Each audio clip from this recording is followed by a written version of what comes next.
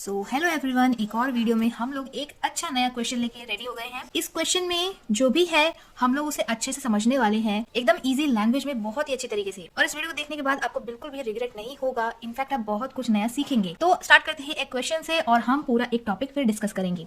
सो इस क्वेश्चन में पूछा गया है, 1 month old boy present with failure to thrive on examination he shows features of congestive heart failure. मतलब एक 1 month old बॉय आया है जिसमें फीचर्स दिखाई दे रहे हैं कंजेस्टिव हार्ट फेलियर के। The femoral pulses are feeble as compared to the brachial pulses. मतलब कि उस बच्चे की जो फीमरल पल्सेस है वो फीबल है, मतलब कम सुनाई दे रही है, कम है या स्लो है या बहुत ही धीमी सुनाई दे रही है as compared to the brachial pulses. The most likely clinical diagnosis is, option में है 1 congenital aortic stenosis, B coarctation of aorta, C patent ductus arteriosus, D congenital aortoiliac disease. तो इस क्वेश्चन के हिसाब से आपको जो भी आंसर सही लग रहा है आप कमेंट्स में लिख सकते हैं। आगे हम लोग डिस्कस करेंगे तो हो सकता है आपका आंसर चेंज हो जाए। तो इस वीडियो को लास्ट तक जरूर देखना। तो क्वेश्चन में कंजेस्टिव हार्ट फेलियर के बारे में बोला गया है, तो हम लोग समझेंगे कि ये है हार्ट और इस हार्ट में ये है right atrium, right ventricle, left atrium, left ventricle. अब क्या होता है इसमें, यहाँ पे 4 चैम्बर्स है, हमारे हार्ट में 4 चैम्बर होते हैं, ये हो गया।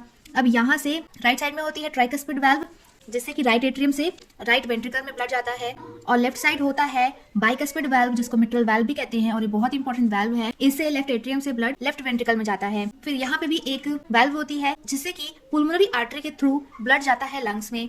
उसके बाद यहाँ पे होता है आयोटा और इस वाल्व को कहते हैं आयोटिक वाल्व। इस आयोटा से ब्लड जो है इस तरीके से ऊपर की ओर जाता है, ऊपर जाता है, ये है आर्च ऑफ आयोटा, और यहाँ से फिर ये पूरी बॉडी में सर्कुलेट होने के लिए नीचे डिसेंड होता है। ये आयोटा से ब्लड यहाँ से निकला, फिर ये जो ऊपर की ओर आयोटा जा रहा है इसको बोलते हैं असेंडिंग आयोटा। इस वाले एरिया को बोलते हैं आर्च ऑफ आयोटा, और फिर जो आयोटा नीचे की तरफ आ रहा है उसको बोलते हैं डिसेंडिंग आयोटा। फिर ये जो आयोटा नीचे जा रहा है, डिसेंड हो रहा है ब्लड लेके, अगर यही आयोटा यहाँ पे पतला हो जाए, नैरो सा हो जाए, तो क्या होगा, यहाँ पे रुकावट होने लगेगी, यहाँ पे ब्लड ऑब्स्ट्रक्ट होने लगेगा। क्यों हुआ है ऑब्स्ट्रक्ट? क्योंकि यहाँ पे नैरोइंग हो गई। आयोटा के नैरोइंग के कारण यहाँ पे ऑब्स्ट्रक्शन देखने को मिलेगा।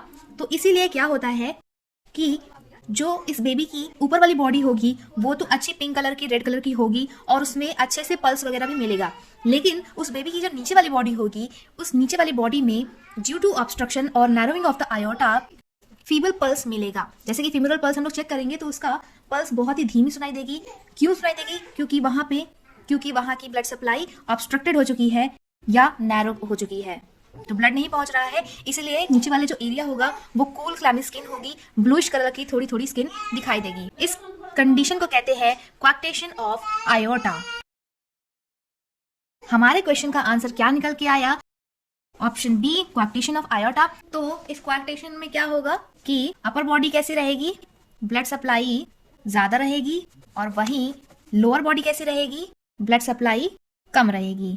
या कहे एक गाने से आप लोग याद कर सकते हैं, नीचे फूलों की दुकान ऊपर गोरी का मकान, लेकिन यहाँ पर दुकान एकदम खाली है और ऊपर गोरी का मकान एकदम भरा है। ये एक टाइप की असाइनोटिक हार्ट डिजीज होती है, तो इसको हम लोग क्या कहेंगे, असाइनोटिक हार्ट डिजीज।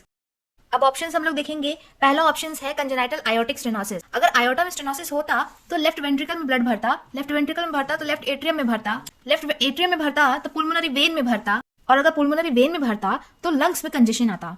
तो ये तो गड़बड़ है, ये नहीं होगा। सेकेंड, क्वाक्टेशन ऑफ आयोटा, डेफिनेटली यही होगा।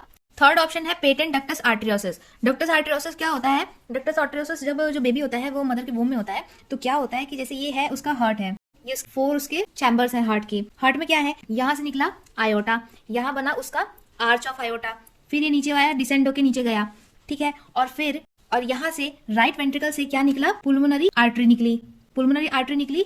अब क्या होता है, फीटल सर्कुलेशन अलग होता है। फीटल सर्कुलेशन में ये जो पुल्मोनरी आर्टरी है और ये जो आयोटा है, इन दोनों के बीच में एक कनेक्शन बन जाता है और इसको बोलते हैं डक्टस आर्टरियोसिस।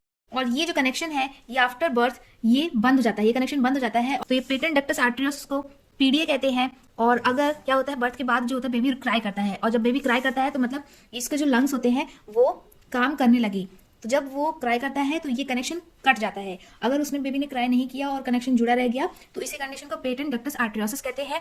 और इस कंडीशन को और क्या कहते हैं, रेस्पिरेटरी डिस्ट्रेस सिंड्रोम कहते हैं। इसकी ड्रग ऑफ चॉइस क्या होती है, तो तो इसकी ड्रग ऑफ चॉइस होती है इंडोमेथासिन। तो कई बार एग्जामिनेशन में पूछ लेता है कि ड्रग ऑफ चॉइस बताओ पेटेंट डक्टस आर्टेरियोसिस की, तो हमको इंडोमेथासिन लेनी है। और कई बार पूछ लेता है कि पेटेंट डक्टस आर्टेरियोसिस की मेडिसिन बताओ, तो उसमें होगा आइबुप्रोफेन आएगा। फोर्थ है कंजेनाइटल आयोर्टोइलिक डिजीज, मतलब जन्मजात कोई आयोर्टोइलिक में कोई प्रॉब्लम है, तो ये भी हमारा आंसर नहीं है। थर्ड भी नहीं है, तो बचा एक ऑप्शन बी, तो यही इसका राइट आंसर है। अगर आपको हमारा एक्सप्लेनेशन समझ में आया तो आप हमें कमेंट्स में फीडबैक जरूर दीजिए, इससे हमें हेल्प मिलेगी। और ऐसे वीडियोस बनाने के लिए इस वीडियो को प्लीज शेयर करिए, लाइक करिए, कमेंट करिए और हमारे चैनल को सब्सक्राइब करिए, तभी हम लोग इस तरह की वीडियोस आपके सामने ला पाएंगे।